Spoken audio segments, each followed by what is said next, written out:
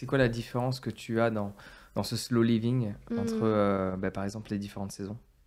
Je dirais par exemple dans le sport, typiquement, je vais voir que en été, je vais faire beaucoup plus d'activités dehors. Je vais très rarement faire du sport à l'intérieur. En hiver, je vais quand même privilégier l'extérieur pour m'habituer à la température, prendre de l'air frais, c'est tellement important et garder ce feu intérieur, mais aussi rester connecté à l'extérieur, la nature, même d'être juste dehors, pour le soleil, etc. C'est hyper important.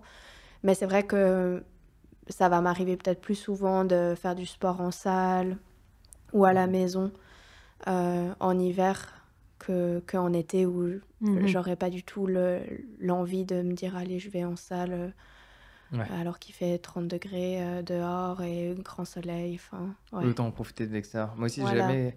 Enfin, nous, on fonctionne différemment. Moi, je suis plus à vouloir faire du sport à la maison. Mhm. Et Léa, elle est plus à vouloir aller quelque part Mm. pour aller faire du sport.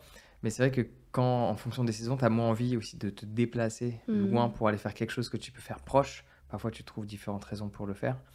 Mais juste pour que je comprenne bien le slow living, parce que j'avoue que je connais pas tant que Mhm. ça, comment ça se manifeste dans ton quotidien, en fait? Comment tu le définis? Mhm. Je dirais que c'est d'être vraiment. Je pense que c'est en réalité, on met des termes aux choses que nos grands-parents, par exemple, ils vivaient de cette manière. Mm. Mhm. Donc, enfin, c'est pas. On peut en faire une trend ou ce qu'on veut, mais au final, c'est juste être présent. Par exemple, rien qu'en faisant son thé le matin et de pas être sur son téléphone en même temps, par exemple. Euh, et puis aussi de pas être tout le temps dans le faire, Mm.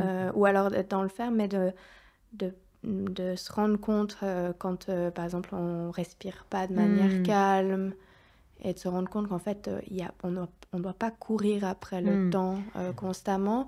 Et aussi, par rapport aux saisons, par exemple, c'est aussi être plus en accordance avec la nature, donc aussi, par exemple, manger des produits qui sont plus de saison, adapter son alimentation en hiver.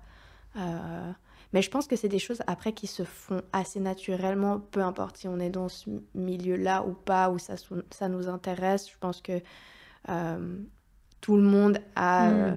ont des habitudes, des rituels, des activités qui font plutôt à une saison ou une Mm. autre et qui rythment en fait l'année comme ça. En fait, Mm. ça permet d'être plus dans l'instant présent, d'une Voilà. certaine manière. Mhm. D'éviter de Enfin, l'exemple que tu te donnes, il est concret. Quand tu cuisines, tu te préoccupes de chacun des aliments, de ce que tu fais, Mhm. de l'emplacement des ustensiles, de la nourriture qui cuit. Tu te préoccupes de ce que tu fais, Mhm. plutôt que de vouloir, pendant que la nourriture elle cuit, tu vas aller faire autre chose. Mhm. En même temps, tu écoutes un podcast. En même temps, Ouais. tu fais ceci. En même temps, c'est là. Ouais, Si De toi tu cumuler, écoutes en le fait. En fait, podcast, tu reviens vers l'essentiel. ouais. Ouais.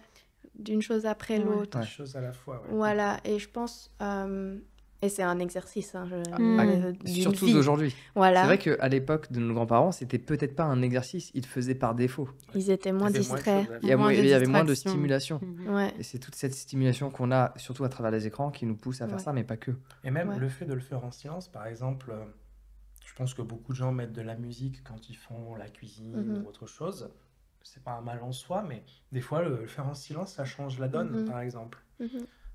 Parce que ça prend quand même une partie de l'attention, même si c'est plus ou moins inconscient. Tu peux écouter de manière passive la musique. Mm. Mhm. Si tu fais l'exercice d'écouter par exemple un livre audio ou un podcast ou quelque chose où ça parle, il y aura des Oui, oui. interruptions dans Oui. Et l'activité. puis, Ouais. il y a vraiment aussi un résultat, je trouve, dans l'aspect. Moi, je le sais beaucoup parce que j'ai beaucoup cuisiné pour les retraites de yoga et en mettant de la conscience, en fait, et j'ai vraiment cheminé un petit peu à travers ça.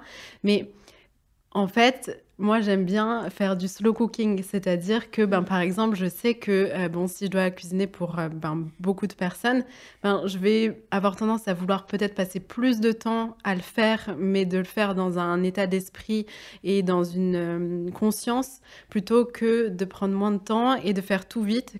Et je pense que le résultat se voit aussi dans la nourriture Ouais. et dans le goût des aliments.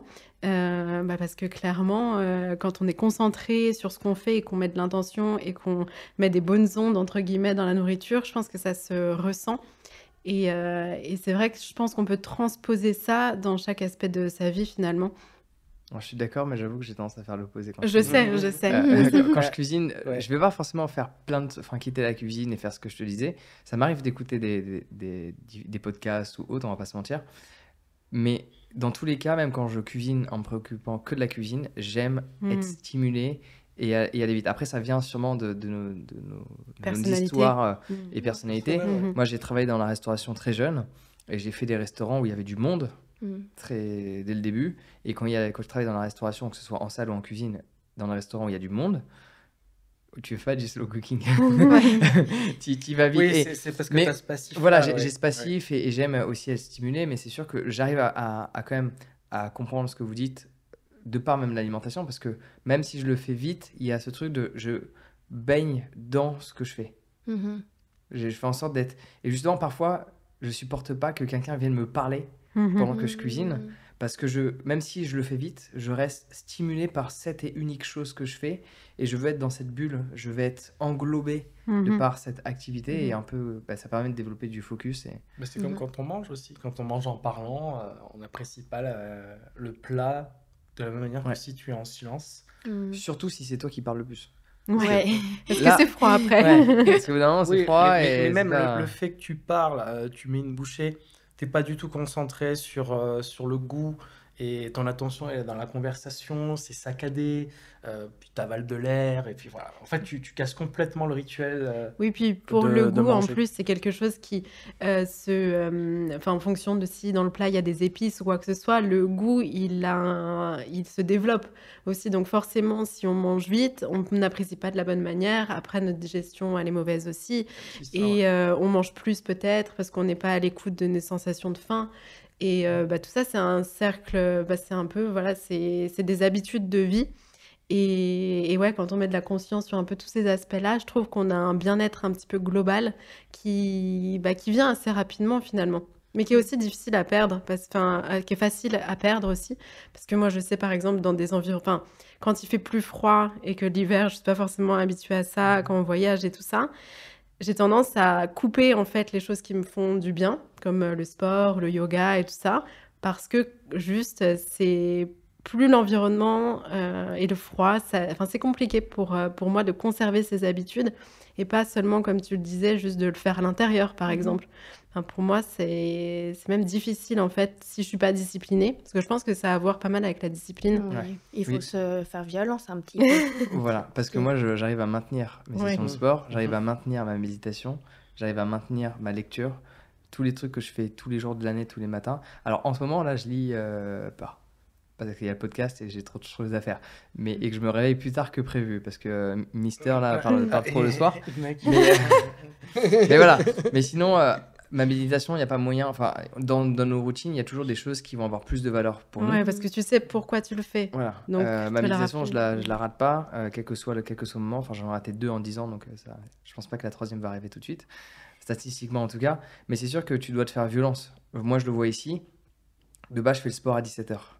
À 17h, là, on est là autour de la table. Donc forcément, je dois perturber mes habitudes. Donc là, je vais le faire le matin. Sauf que je le fais le matin dans une chambre. C'est pas pareil. À la maison, j'ai ma salle de sport avec tous les équipements possibles. Donc c'est plus facile aussi, surtout quand tu as créé un environnement qui te correspond. Mhm. Bah, tu l'as créé tel que toi tu le conçois, tel que toi tu le souhaites.